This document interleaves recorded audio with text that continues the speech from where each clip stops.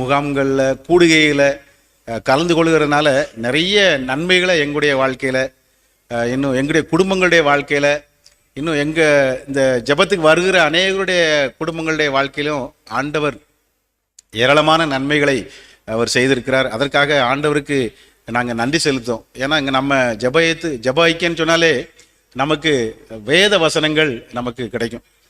நம்ம வாழ்க்கைக்கு தேவையான ஒவ்வொரு நாளுக்கு ஒவ்வொரு நிமிடத்திற்கு எந்த சூழ்நிலை அப்படிங்கிறதெல்லாம் நமக்கு தெரியாது.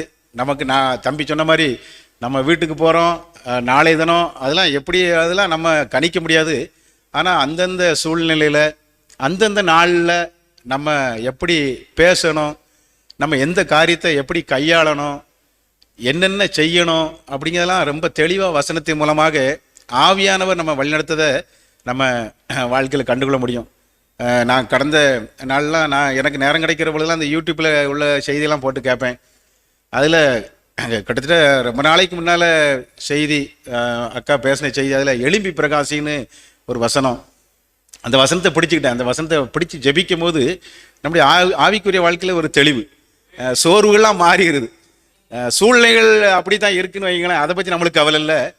ஆனால் நம்ம அந்த சூழ்நிலைகளில் நம்ம நல்ல காரியங்களை தெளிவாக பேச, தெளிவாக செய்ய அந்த வசனங்கள் நமக்கு உதவி செய்யுது. அதற்காக ஆண்டவருக்கு நன்றி செலுத்துகிறேன். இங்கே நான் எப்பவுமே ரொம்ப இந்த ஜபங்களுக்கு வர்றதுக்கு ரொம்ப பிரயாசப்படுவேன். அதுக்கு ஒரு வாரத்துக்கு முன்னாலே ஜெபம் பண்ணது, இல்லைன்னா காலையில் அதிகாலையிலே எழுந்து ஜெபிக்கிறது. ஏன்னா நம்ம விட்டுறக்கூடாது அப்படின்னு. ஏன்னா வசனத்தை இன்னைக்கு நம்ம இன்னைக்கு விட்டோன்னா நாளைக்கு அதை நம்ம பெற்றுக்கொள்ள முடியாது. இன்னைக்கு பாருங்கள், நம்ம வந்திருக்க எல்லாருக்குமே ஆண்டவர் நிறைய வசனங்களை கொடுத்துருக்காரு. நான் அடிக்கடி யோசிச்சு பார்ப்பேன், நடைமுறையாக சொல்லுதேண்ணா. இப்போ நம்ம வீட்டில் இல்லைன்னா நம்ம நண்பர்கள் மத்தியில் பார்த்திங்கன்னா நம்மளை யாருமே சரியானபடி நம்மளை என்ன செய்ய மாட்டாங்க, சொல்ல மாட்டாங்க. ஆனால் எனக்கு அடிக்கடி நான் ஜெபத்துக்கு வரும்போதெல்லாம் அவங்க சார் சொல்லுவாங்க, நீங்கள் உங்கள் கிராமத்தில் உங்கள் ஊரில் ஒரு ஒரு தீர்க்க தரிசி அப்படிம்பாங்க.